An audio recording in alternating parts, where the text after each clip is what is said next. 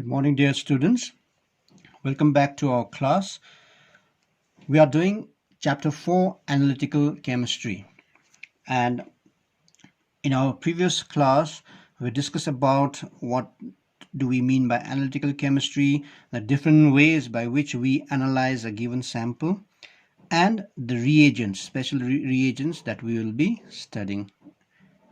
Now, the reagents that we use in this particular analysis are strong alkali sodium hydroxide and weak alkali ammonium hydroxide. I also told you about the colors of different ions, colors of cations and colors of anion, and you are supposed to learn the colors of different ions from the given table in your textbook. I hope you have gone through them and learned all the colors of all the ions. Now in our today's class we are going to discuss about action of sodium hydroxide solution on certain metallic salt solutions, and we will again focus on precipitation reaction or the double displacement reaction. We'll try to see the color of the sample, and with the color of the sample we'll try to find out or guess the particular metallic cation present in the given sample. Then we will treat the given sample with our strong base, that is strong alkali, that is sodium hydroxide, and we'll see whether it forms precipitate or not. If precipitates are formed, then we'll see the color of that precipitate. By looking at the color of the precipitate, again we'll confirm our guess which we did earlier in the beginning. Then to confirm our guess, what we'll do now, we will treat the precipitate with excess amount of sodium hydroxide, because metal hydroxide of different metals behaves differently with excess amount of alkali or sodium hydroxide. Some remains insoluble, some are sparingly soluble. Sparingly means partially soluble. Some are totally soluble, okay, and their color also remains same, or sometimes their color changes, okay. So by doing this three analysis, we are going to confirm what metallic cation is given in the particular sample. First is we'll see the color of the sample, second the color of the precipitate, and third the action of excess amount of alkali on the precipitate formed. So let us start our today's class. Let's be again clear about the type of reaction we are going to deal over here. It is a precipitation double displacement reaction. Now say suppose we are being provided with a sample AB which contains A metallic cation and B anion. So now in this particular case we are treating the given sample with our reagent sodium hydroxide. So here we are going to treat the given sample with sodium hydroxide and try to see the products formed. Now note that in this first step, without doing any chemical reaction, we'll first see or absorb the color of the given sample.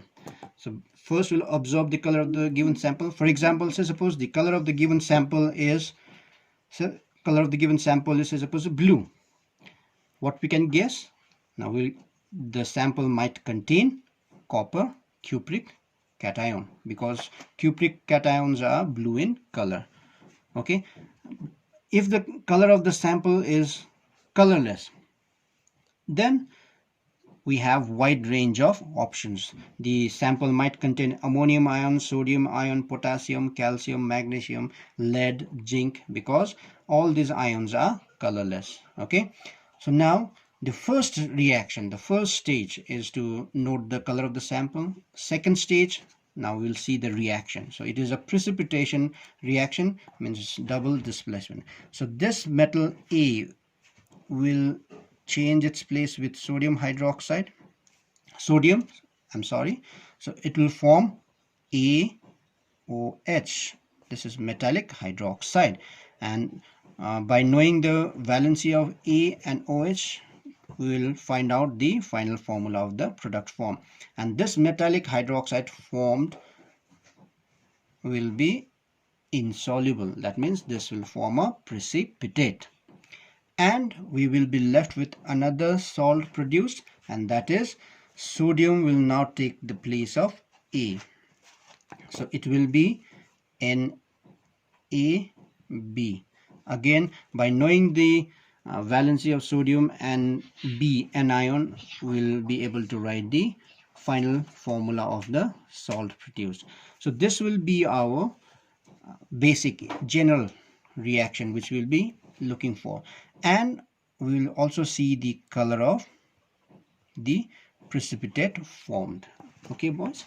Now we have done two steps over here.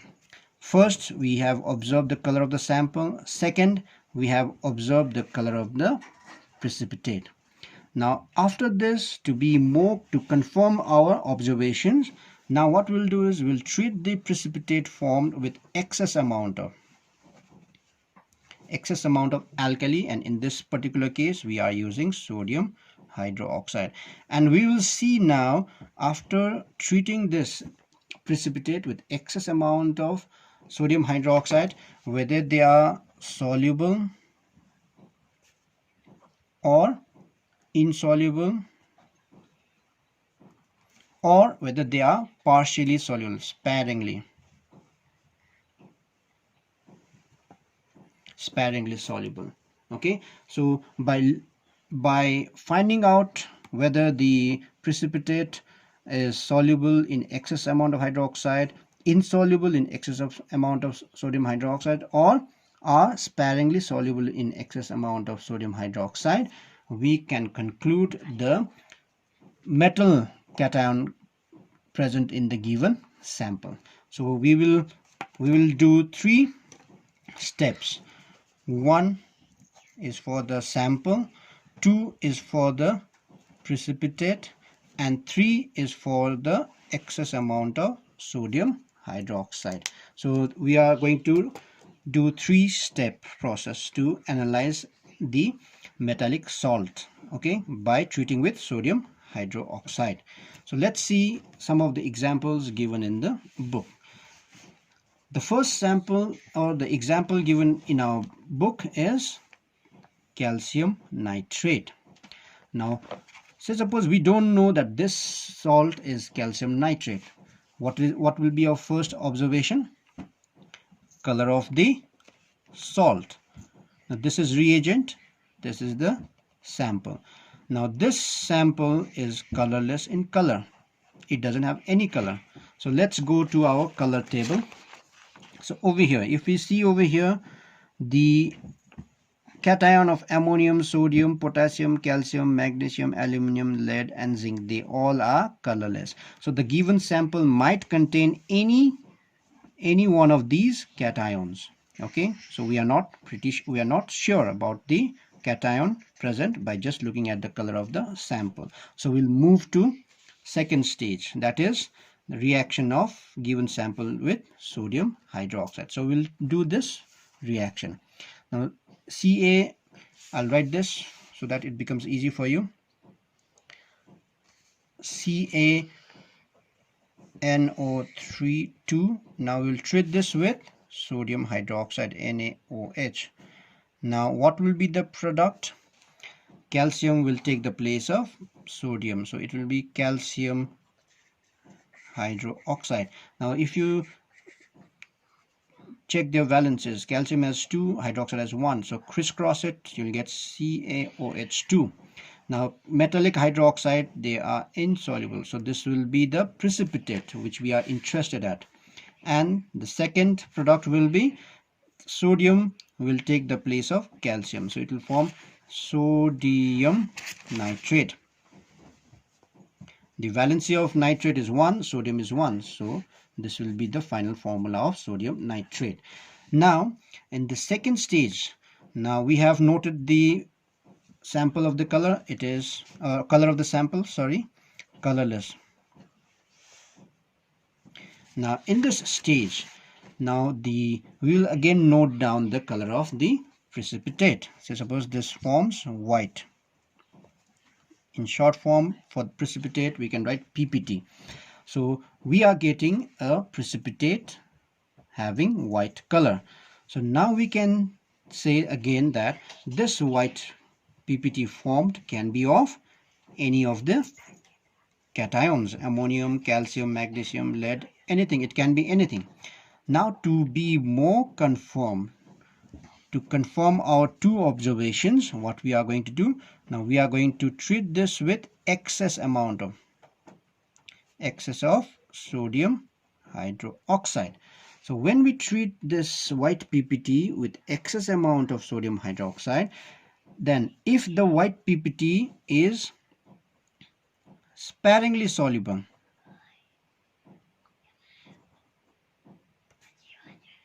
what do we mean by sparingly soluble? It does not dissolve wholly but partially, and the white color of that precipitate remains. The white color of the precipitate remains. Then what we can conclude, that this precipitate being sparingly soluble must be the precipitate of calcium, because calcium hydroxide or calcium precipitate are sparingly soluble in excess amount of sodium hydroxide, while the hydroxides of others, they are either completely soluble, they are insoluble, okay, but the hydroxide of calcium are sparingly soluble. Therefore, by this final observation we can conclude that the precipitate contains calcium.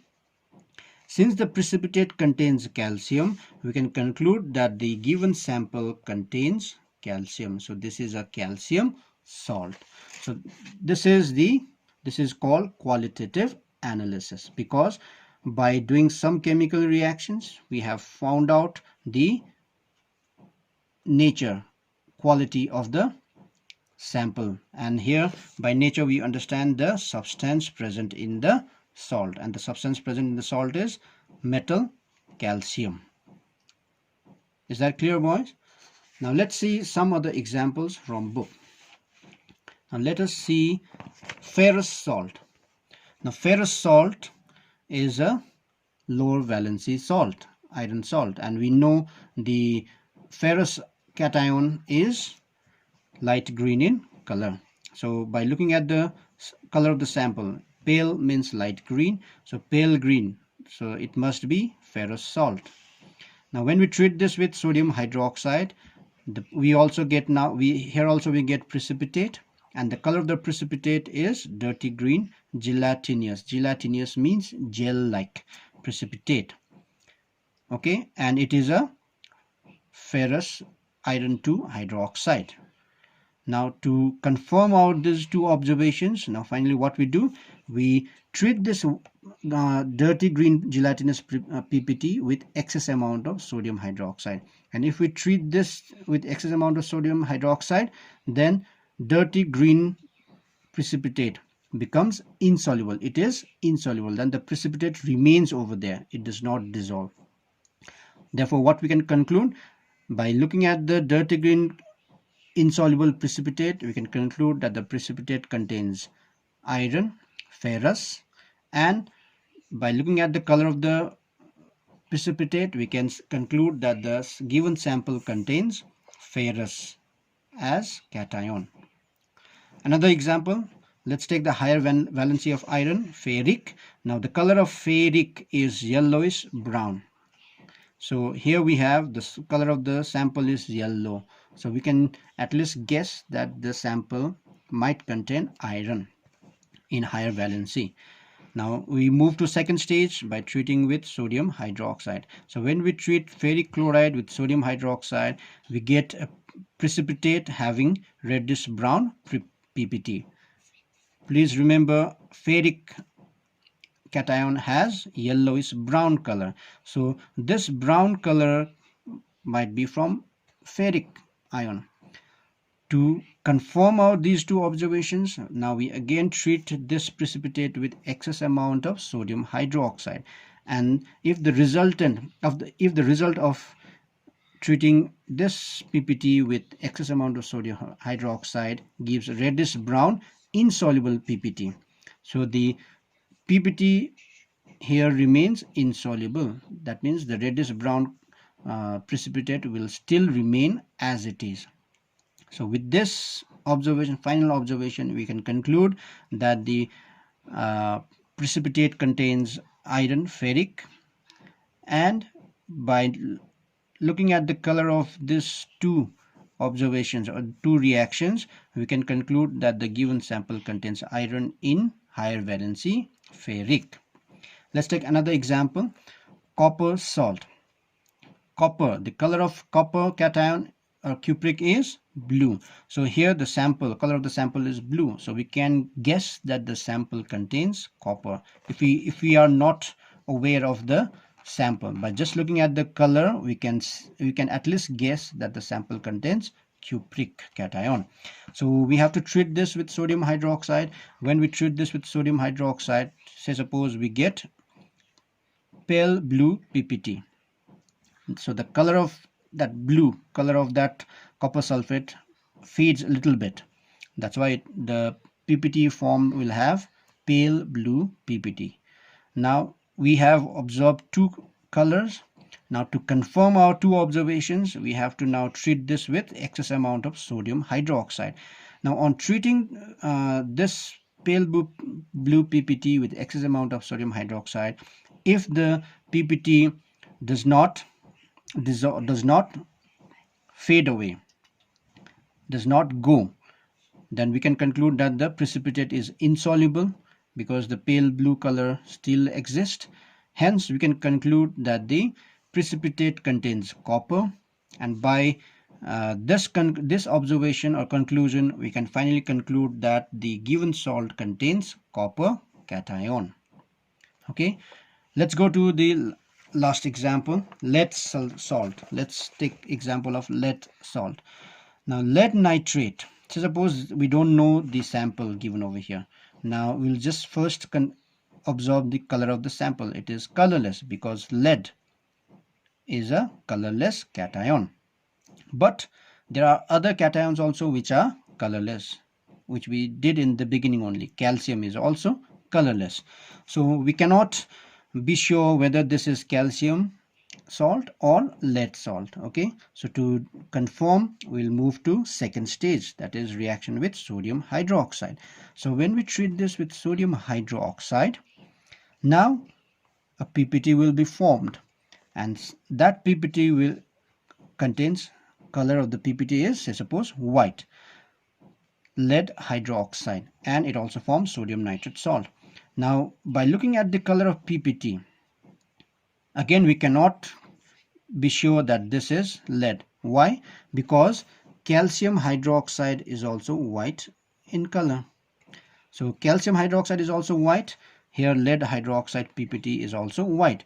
So by the second experiment also, or the observation also, we cannot conclude that the salt contains either lead or calcium. So to confirm out these two observations, now we will go to third stage, that is by treating with excess amount of sodium hydroxide. Now when we add excess amount of sodium hydroxide to this white PPT, then this white PPT dissolves. It is soluble in excess amount of sodium hydroxide, and the color of the solution will be chalky white. So the precipitate will dissolve, but the color of the solution will be chalky white. Chalky white means it will be a little dull white in color, but there won't be any solid left over there. It will turn into solution. Now if we go back to calcium hydroxide PPT, the calcium hydroxide PPT, though it was white in color, but with excess amount of sodium hydroxide, the white color of the PPT remains, but the PPT is sparingly soluble. Some solid PPT will be left. But in case of lead PPT, it is also white, but on treatment with excess amount of sodium hydroxide, it is soluble. It dissolves completely. There won't be any PPT left. So now we can conclude that the salt contains, or the PPT contains, lead, and by this observation we can conclude that the salt contains lead as metal cation. In the same way, there are other examples, boys.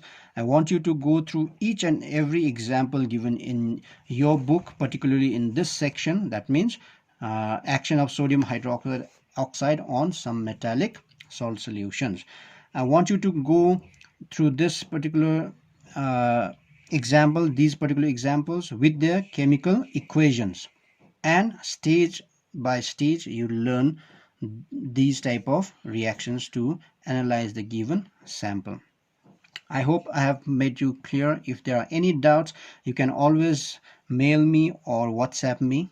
Okay, till then, this much for today, boys. Stay safe and stay at home.